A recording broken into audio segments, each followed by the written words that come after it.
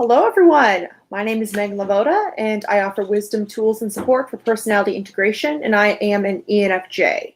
Now, before I get into the topic of this video, I'm going to share this link with Twitter and my free Facebook group, if you aren't already in it, is called Personality Typology for Self-Growth.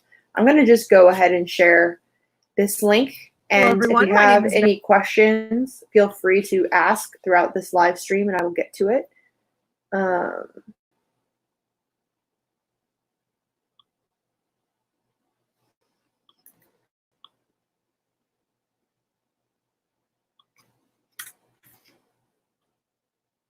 This live stream, and I will get to it. How is everyone doing? Sorry, I'm really bad at multitasking. I wish there was a way for me to get this link before, because I definitely want to share it before I just start blabbing. All right. Hello. Some people are here. Okay, so how is everyone doing? For those of you who don't know, I am hosting a virtual workshop on Saturday that is all about surrender and how we can surrender from sort of the chokehold or the control of our dominant function. And I thought that to kind of just give a little taste of that, and I want to just share about me in this video. So if you ever have had any questions about ENFJs and FE, you can feel free to ask. But really the intention of this video is that I really want to share a little bit about my journey and some things that I've learned ever since learning personality type. So whenever I first realized that I was an ENFJ, I was 17, and it was 2012. And at that time, I did not know what my future held at all. I was going through my first of many existential crises, in which my best friends at the time were an INFP, ESFP, there's actually two ESFPs, and ENFP. So I was surrounded by all these FI users, and it's like, for me, the only thing that gave me purpose at that time in my life was performing. I was a singer. I've been singing since I was 8. I was in every single school play and musical that I could.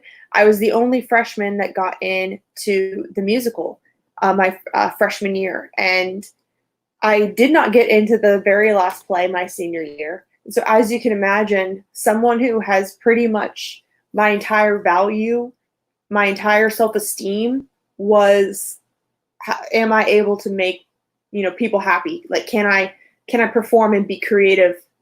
Like, I pretty much existed for that, and to hang out with friends. I was good at school, but it's like, I valued making the teacher happy.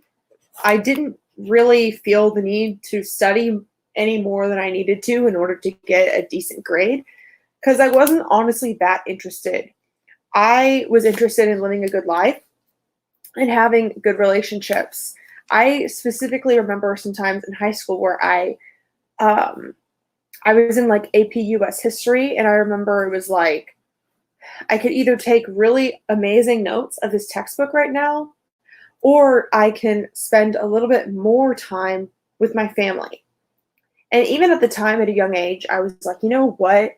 I'm not going to be living under my parents' roof that much longer, and I really want to enjoy the time I have, because that's what matters at the end of the day. That's what's going to matter on my deathbed. So this was the sort of thinking I had.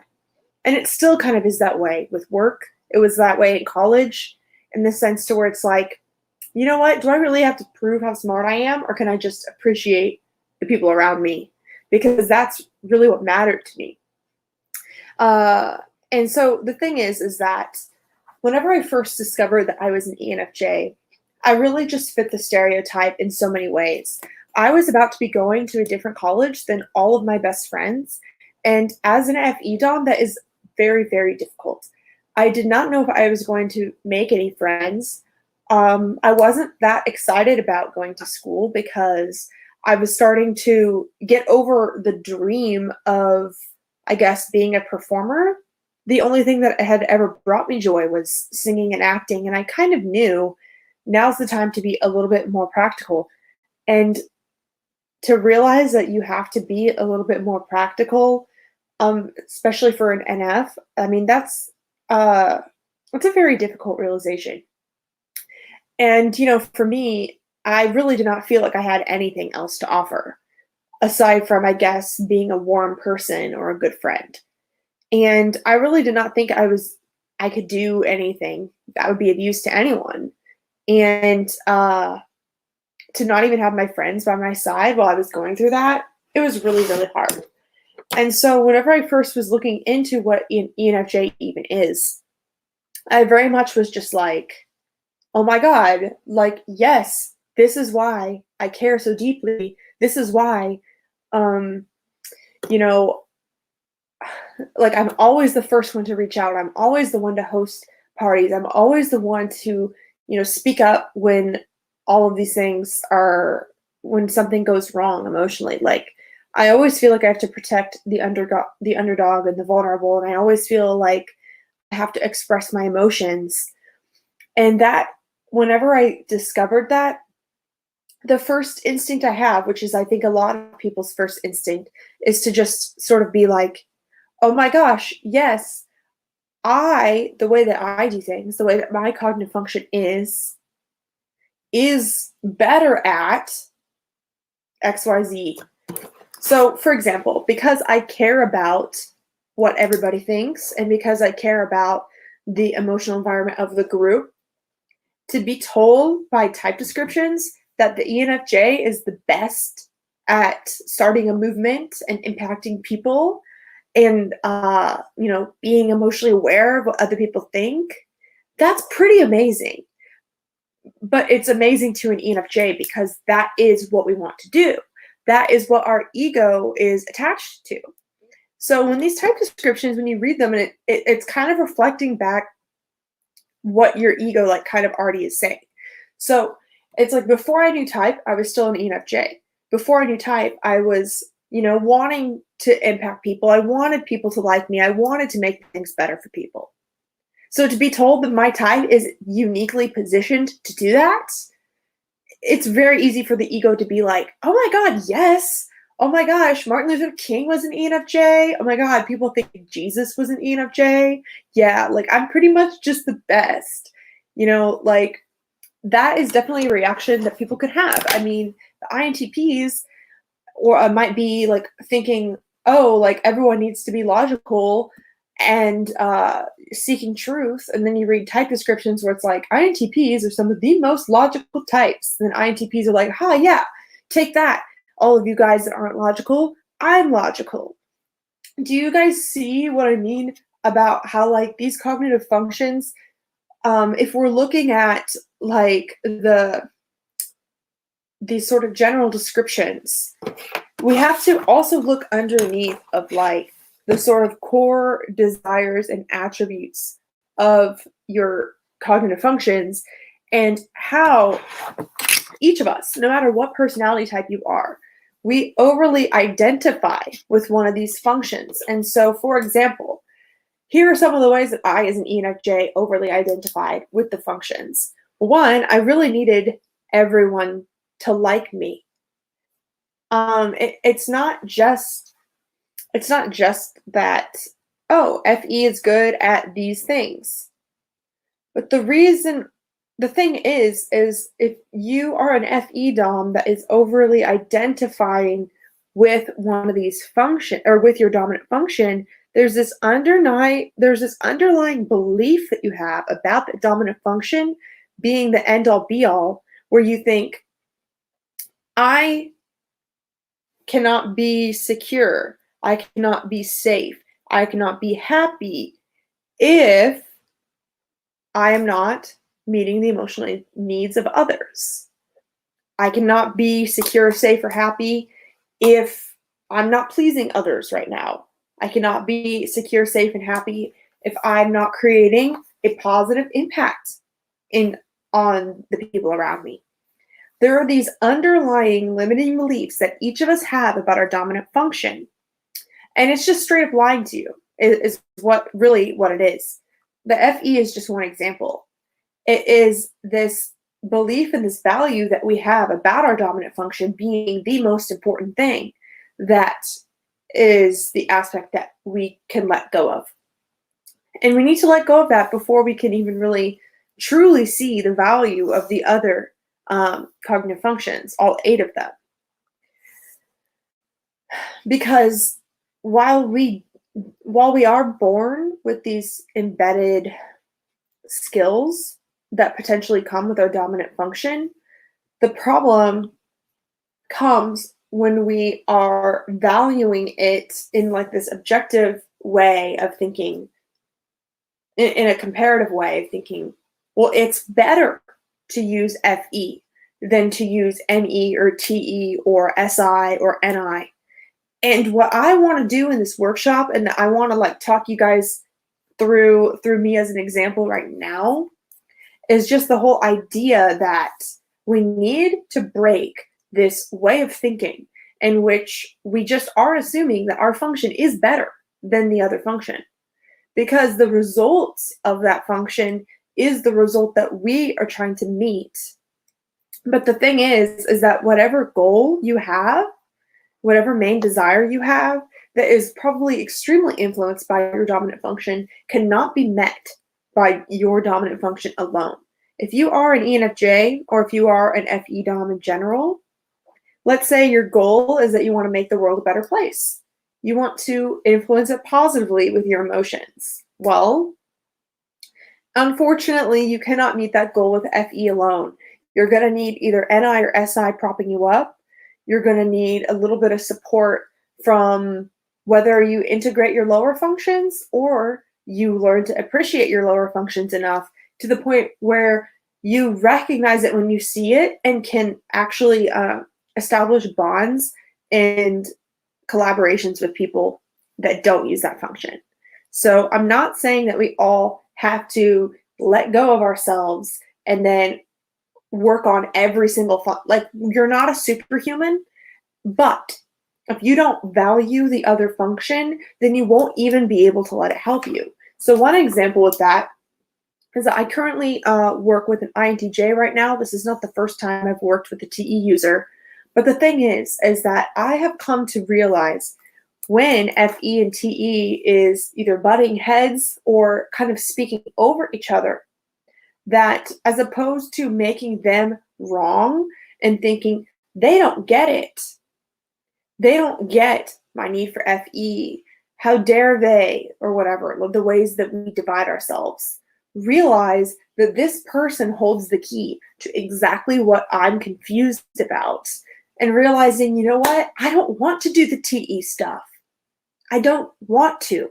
So how can I leverage this person and leverage them by recognizing them for who they are and appreciating the work that they are bringing. Because let's say when FE and TE are butting heads, the FE needs to not be looking at just the FE in the situation and being upset with the TE user who is perhaps seeming cold or emotionless.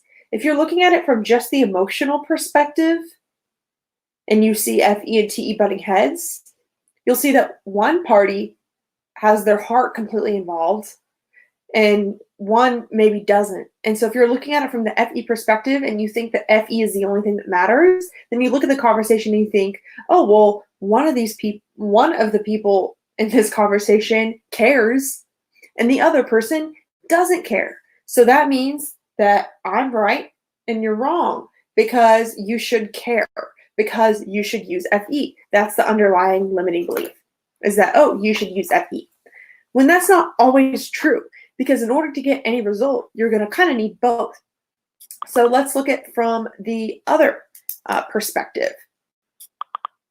So looking at it from the other perspective, if the TE user was looking at it, they might be saying, okay, I'm offering a solution for what I think will work. I am directly criticizing the thing that you're saying that I don't think will work.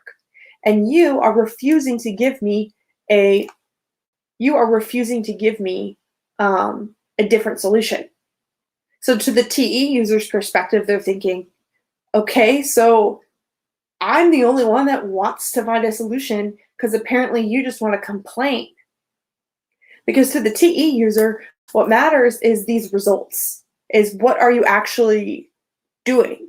Where the FE user is thinking, oh, what matters is who cares the most and who is considering everyone's feelings and moving forward. So the thing is if you are operating off of this sort of egoic assumption that your dominant function is the best, then you are not even able to see what the other person's doing. Whereas for me, after sort of letting go of that belief, whenever I look at a TE user that is critiquing me in such way, I think, oh my goodness, this person really cares about it working. Thank God they care about that, because I'm looking at it from the other perspective, and paradoxically, I'm right and they're right. So in what way are they right? Because the thing is that if I don't want to be the one that is constantly notating what works, what doesn't work, experimenting, coming up, finding these statistics, arguing a case, if I don't want to do that, how could I work with people who are doing that and be appreciative when they critique me? All right, I'm going to check in on these comments for a section. So someone asked if I was crying. I'm like literally not crying. I don't understand why people say comments like that. Like I'm passionate about the subject. I'm just checking this out. So Kira asked, hello, Megan and everyone. I'm an INFJ and I often find myself going into my extroverted feeling a little more often than I would like. I often feel overwhelmed when I don't have enough alone time. So everyone, that's actually kind of reminds me of something I wanted to talk about regarding boundaries, which is a specific thing that I have been able to continue to work on. I'm not perfect at it, but something I'm able to continue to work on because of this exact limiting belief that I'm talking about that I want to crack, which is believing that FE is the end all be all. And we all feel that way about our dominant function to some extent. And so the approach that we have when we realize that we are under the thumb of this is we have to sort of take a deep breath, acknowledge that we're all human, and that this is just, I guess, one of the ways that I think, one way I like to think about it is that I really think that the fact that human beings, for whatever reason, come in these 16 cognitive type patterns, it really aids our evolution. I think that there is much to learn from it. And I don't think that we would be this way unless it was helpful. I think that we were created this way for a reason, and that even though it might feel really challenging, or maybe whatever type you are, you might feel like you got screwed over with whatever your dominant function is. It feels really overwhelming. It's like everyone feels really overwhelmed for whatever their dominant function is, because the thing is that it's the thing that you see is the most important thing ever in the world. And when you look around, not everybody sees that it's the most important thing ever. You're dealing with people who have your dominant function as a blind spot, who don't even recognize what it is that you're so worked up over. And because of that, we feel so overly responsible for being perfect at it and cleaning up everybody else's mistakes. I mean, that's kind of the problem, is feeling as though we have to clean up everybody else's mistakes with our dominant function without allowing us to tap into our personal power, in which we have removed the mask, or we have, I guess, gotten rid of the veil, and we realize, oh my goodness, there's actually 8 wonderful cognitive functions out there, and each of them have a use case in their own, and I actually can't create anything new that isn't validated by all 8. So if that's confusing what I mean by validated by all 8, I did do a video about what it takes to make something great, and I talk about that. But if you have any questions on that, I can get to it. But to get back to Kira's question right here, is that one of the main things I've done through letting go of this sort of over FE, of feeling like I exist in order to make you happy, you happy, you happy. And if this mood is not okay, then I'm not doing my job because FE is my job, right? One of the things that I have naturally had to do, the times that I have not, now that I've realized that it's not really my job to do all that, is set boundaries. So boundaries is kind of a buzzword right now, especially in like psychology sort of communities. And it can be very confusing on what that even means. And I might have to get into it more in another video. But as far as answering your question, the thing is when you're using FE, like all FE users to some extent are going to feel that pull from the emotional outer world. Where if someone is upset, or if someone is confused, or if there's any way that you feel like you can help the mood, we're going to just feel pulled out there. And the important thing when it comes to balancing that is realizing that you have unlimited emotional energy. And I think that really journaling about how much emotional energy you have, and what ways do you want to show up, and what ways do you want to help, and in what ways can you be of the most help, and realizing what that is, and kind of figuring out how can you channel your FE into that. Because your FE cannot be everything to everyone. That's just illogical and it's impractical, which means that it does not have integrated TI or TE whatsoever. Because from a TI or TE perspective, if you're looking at an FE user who thinks that it's possible for them to show up and be there for everyone, the thinking side is going to be like, well, you're crazy. And then the FE might say, well, I'm not crazy. I actually just care about all this. But they aren't noticing that, like, what we don't notice is the ways that we crash and burn emotionally. So INFJs and ISFJs as well struggle with this sort of crash and burn, perhaps a little more because you're introverted. And so you kind of know how it feels to be really drained from people. But ESFJs and ENFJs, we have a harder time realizing when we're doing that. Because to us, we literally get so addicted to FE that we can trick ourselves into thinking that it actually makes sense. One of the ways that I have done this, and you guys could see if you've been following me for a while, looking back on my channel, that I used to sort of want to be everything to everyone and talk about anything and respond to every single comment and all of this stuff and answer lots of things for free. And I did free coaching and all that. And it's like, what I've had to really realize is like, what would be the way that would make me the most, I guess, useful in the FE? What is it that I really want to give rather than what can I give?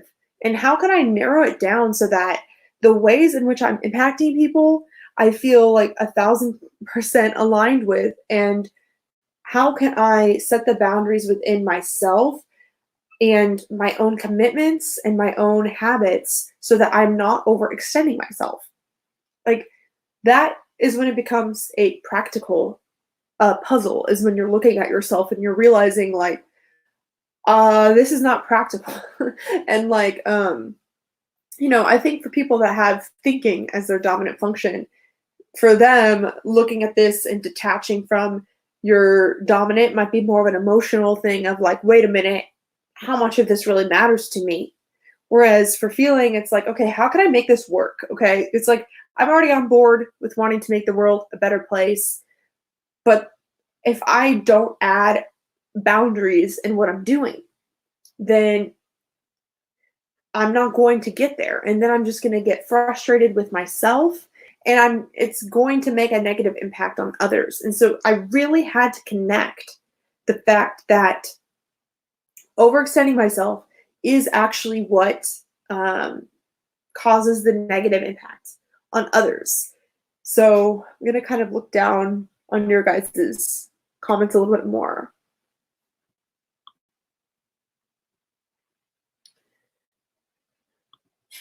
Okay.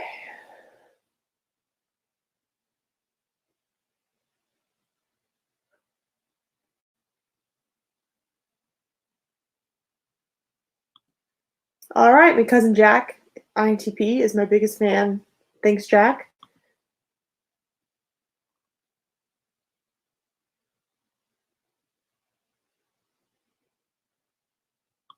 All right, so this comment said, maybe FE is not the problem, but rather the world not accommodating to FE.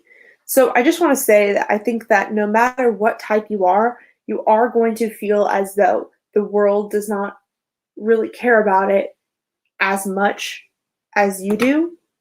But that problem is amplified to people that happen to be more rare of a type or happen to be in an environment in which that type isn't as valued. And that could be cultural, or it also could be based on your family, or it also could be based on where you work. I think someone said that they believe that we live in like a STJ world. Um, that might be true. But you also can change your world. You also can surround yourself with people that support you. You also could, make sure you date someone that you feel understands you.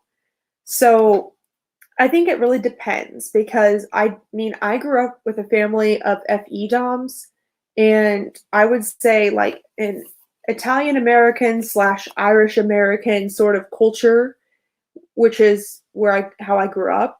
There was kind of a lot of FE involved, where it was very much like family first. Like you gotta care about your community. That was like very big. But I know for people that are maybe from like the East Coast in the US, or very like big in the corporate world, they might feel even more TE pressure.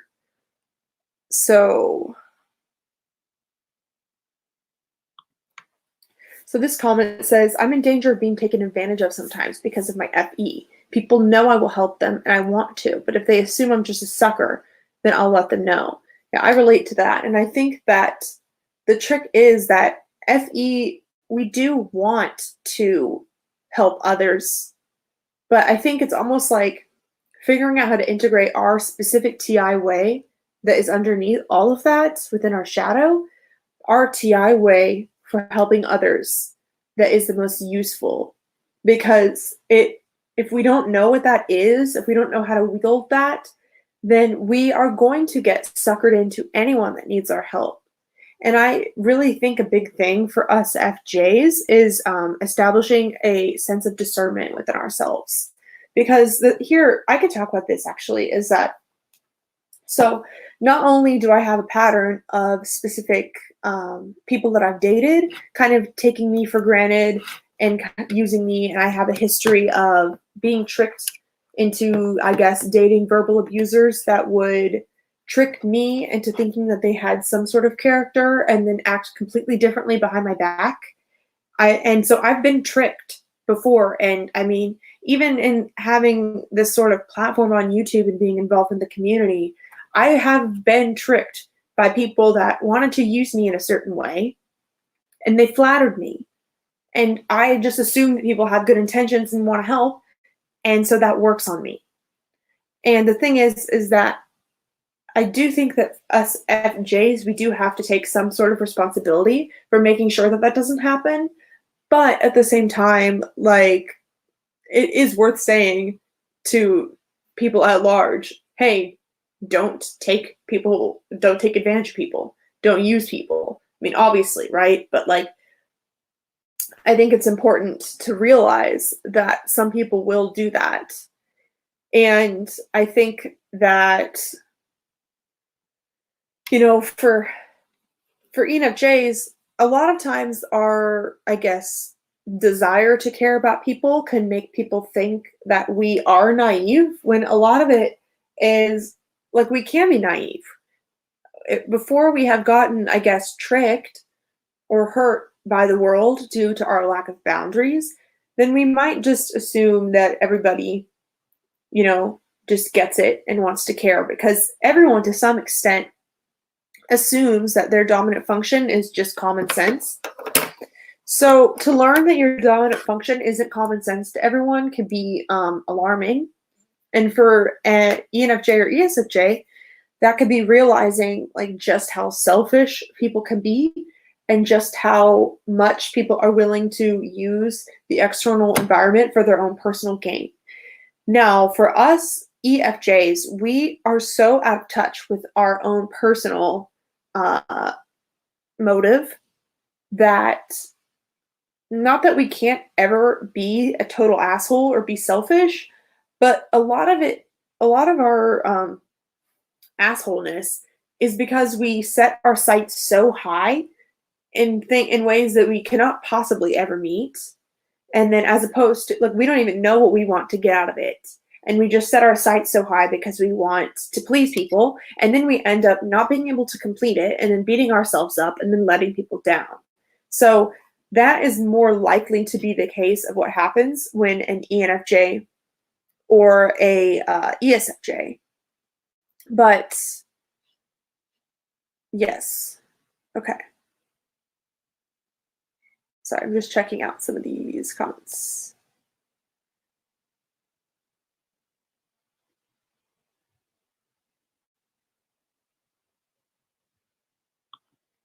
So this comment says, I always wonder that since FE is about adopting the social norms, if the majority of people are FI, would the FE users adopt FI attitudes? So actually, I want to clarify that personally, I do not think that FE adopts the social norms. I think that FE is focused on and is aware of the social norms, whereas FI users might be more willing to tune out the social norms or be unaware of it, and that could be good or bad.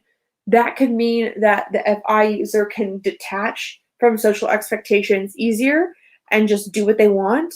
Or it also could mean that they could be just so unaware of the way that they're impacting other people because they aren't really aware of the way that the social fabric works.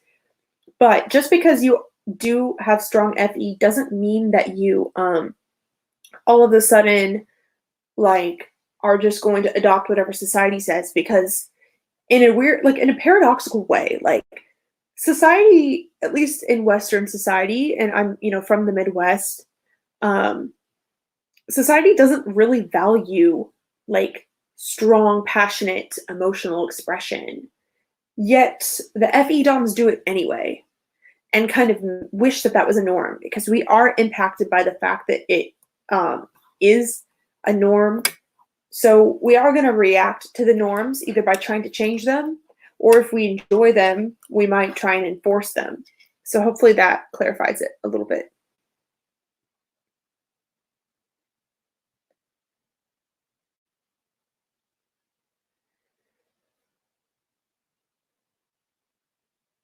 So Dar says, don't worry, if you wash your hands, you're an important part of the society. It's kind of funny considering right now, but it's also very true of just sort of a reminder of how our behavior is constantly linked with, most people.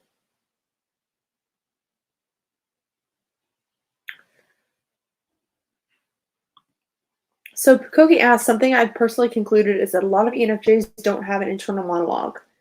And I wonder why that is.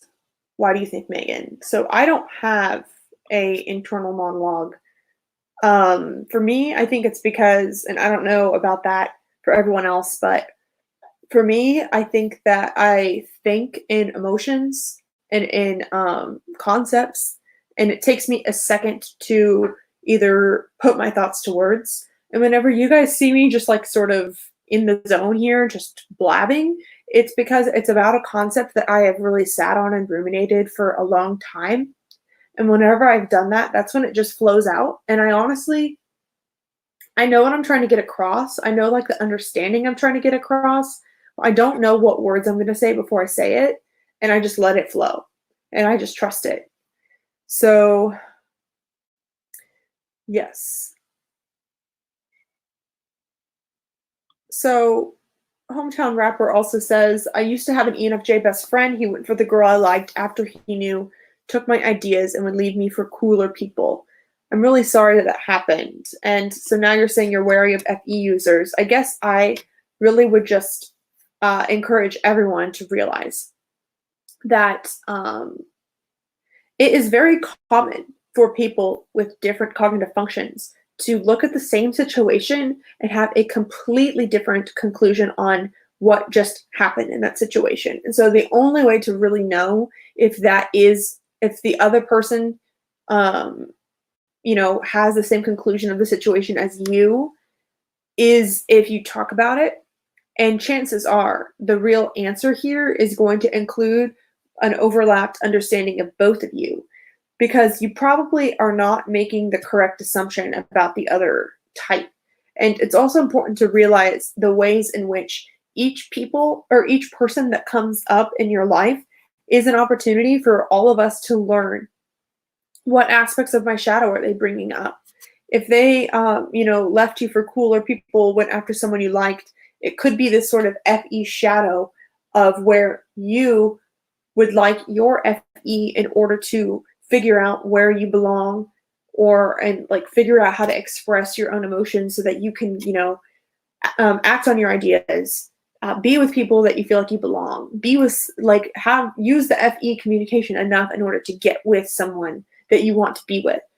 Where I tend to notice that what happens in a lot of conflicts are that the other person is exemplifying the other sort of insight and understanding of the other type or of the other function. And if we look at it as a lesson, then we're able to gain a lot of insight from them and realize that. And if you are willing to have the conversation, then you're able to both come to a new conclusion based on both of those cognitive functions. And it's sort of transcending them. So I think I'm going to talk just a little bit more.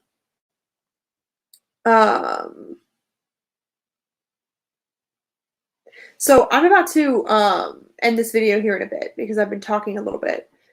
But pretty much, I guess I just want to talk about how boundaries is a big thing, but realizing that I'm not going to be able to change the world if I don't establish both boundaries and also coming up with a system that works for me. And also discernment, that's a big thing. Let me just see. Boundaries, discernment, personal system. So with the discernment piece, everybody has something to love about them. But are they is it worth what you're giving? I know that sounds very basic, but FE needs to sort of pull back and maybe look at everything from a bird's eye view and realizing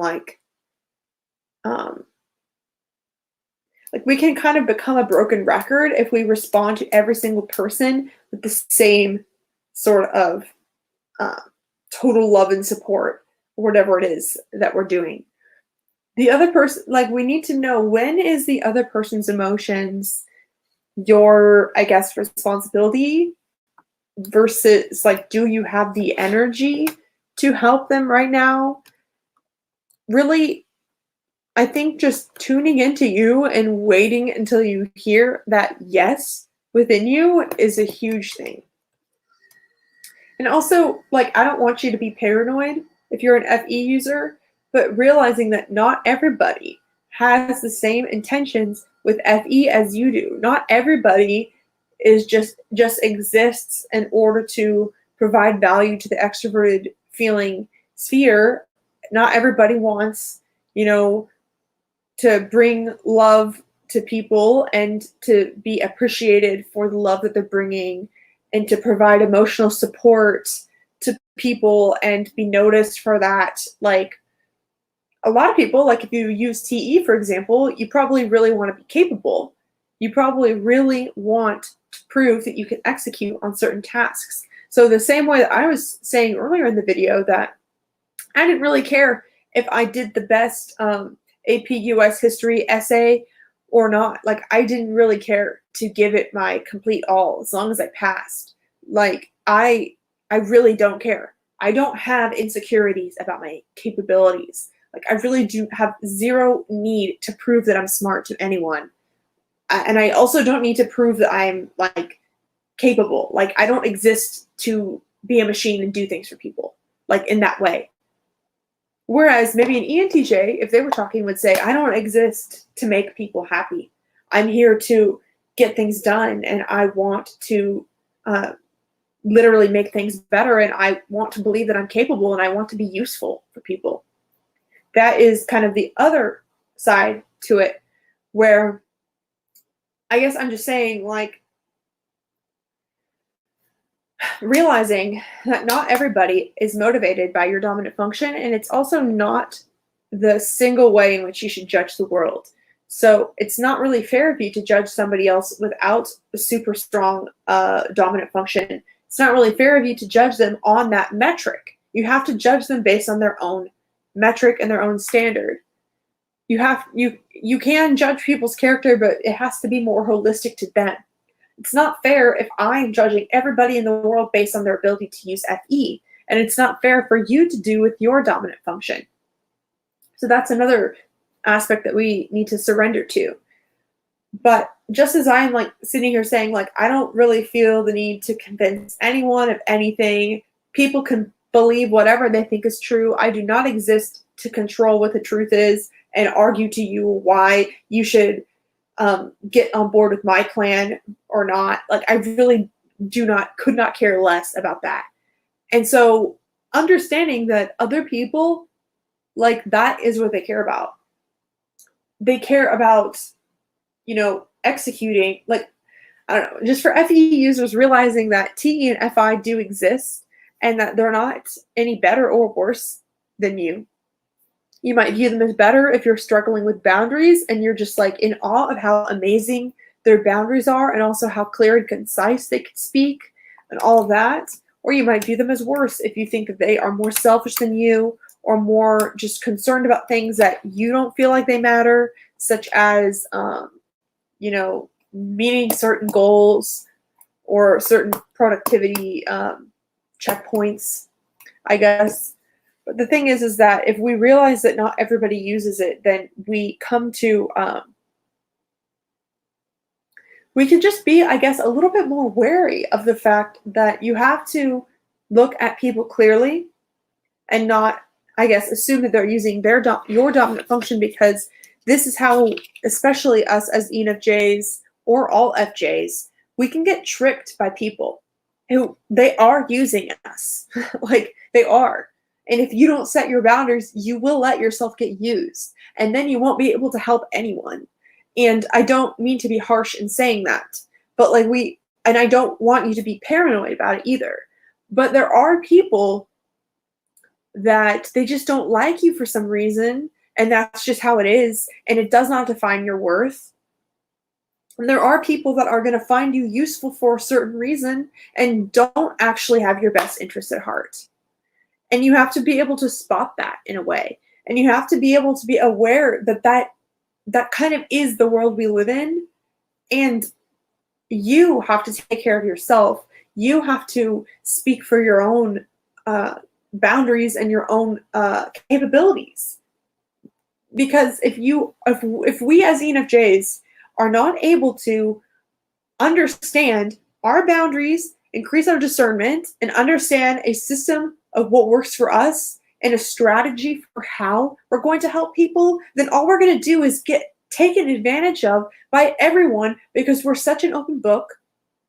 And then we're going to get nothing done. Then we're going to be completely back where we started, perhaps creating even more drama than what we intended to solve. So that is why it's so important to not just let FE completely overrule us. Because, I mean, it's not even like that the emotional aspect is wrong. It's that it's not complete. It's not a complete story. So any thinker out there that's telling you that what you're focused on is wrong, that is not a worthy fight to get in.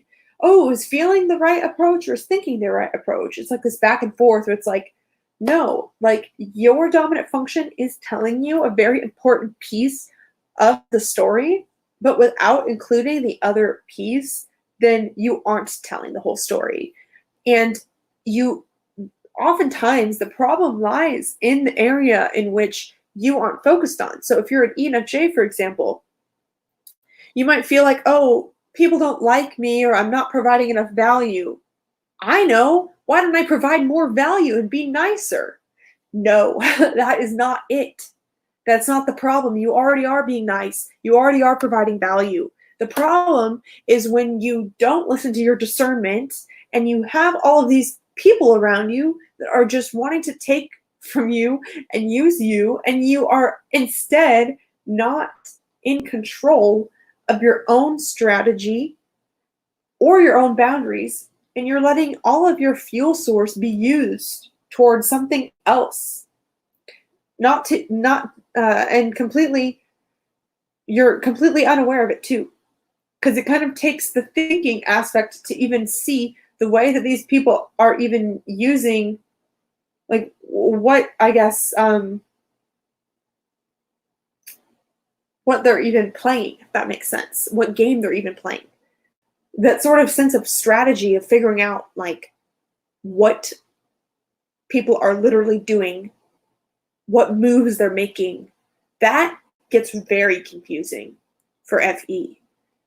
Because FE is just noticing more like, oh, well, they seem really happy to talk to me, or, oh, they seem really upset about this thing, and so that seemed honest. Like, we can tell if you're being honest with your emotions, but we might be a little bit too naive in that we aren't checking in with our critical thinking. We aren't trusting our critical thinking. And we also are not managing our resources well enough. We aren't managing our resources in a logical way. It is illogical to believe that we, just through the power of our heart, can solve everything. We might be correct in that the power of our hearts and caring about others is the answer, but you're also going to need a logical strategy in order for that to actually, like, move the needle and make a difference.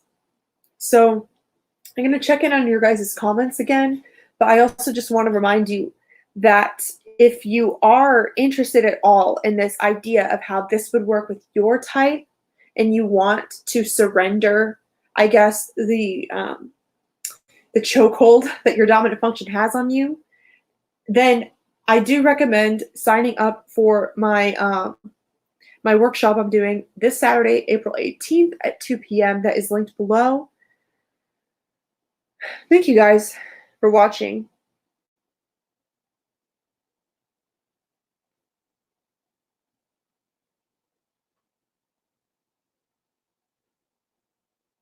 If there's any questions as well of, by the way, I do not think Biden is an ENFJ, and I don't think Trump is an ESTP. My best guess is that I think that Trump has to be either an ESTJ or an ENFP at this point. I do not see him using SE or TI. I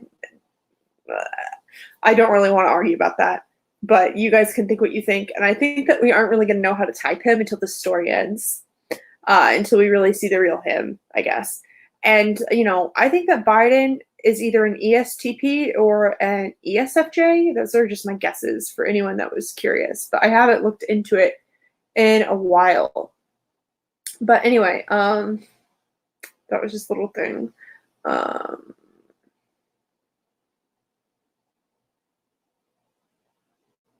Thank you guys for your nice comments. I'm glad that what I was able to say hopefully was helpful to other FE users.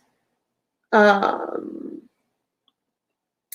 so this is interesting. Is Alex says, Megan, I noticed when you're on camera, you don't show FE as much as when you are interacting with others, because FE is actually about the sort of back and forth emotion between people. So whenever I'm talking to someone, I am sort of using my FE back and forth with them. But whenever I'm on my channel, this is like my personal place to share my TI. And it's like the only place that I allow myself to do that. So it's like I'm intentionally not trying to bounce that much off of like what you want me to say, because the whole goal of it is that I want to talk about what I have to say. So anyway, yes, I am voting for Biden. But all right. So yes, the camera doesn't provide her any FE information for her to show FE exactly. So yeah, okay. Yeah, Bukoki says, I often look so robotic. It's like, it's actually really, really hard for FE to talk to a camera because I'm not just experiencing all of these emotions within myself the way that FI is.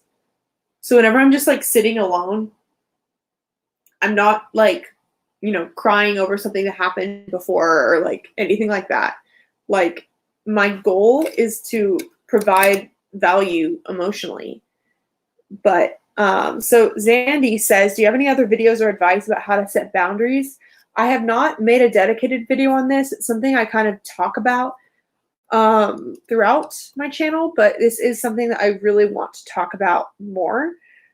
But I do have to get going now. Thank you so much for that recommendation.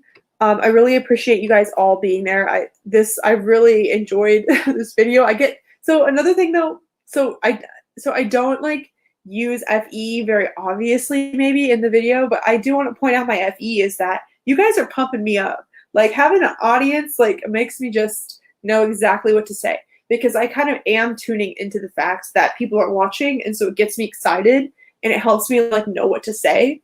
So I'm not literally reacting to someone like right here, but I do get it's very fun for me when people are watching because it does feel more like a conversation. So that part is FE. So I also, yeah, thank you guys. If you want to sign up for the workshop this weekend, I also have a membership group that's $33 a month that I'm posting 4 extra videos in there a week.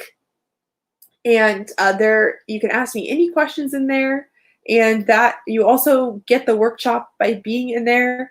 I'm so excited about this. It is all about integrating your functions. It's about self-help only.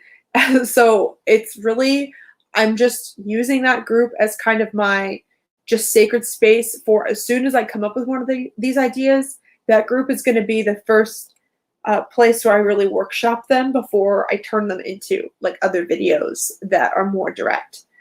So if you want extra content from me or any sort of facilitated conversations with me, then that is how to sign up. And thank you guys so much. I really appreciated all the comments. So thank you. Have a wonderful rest of your day.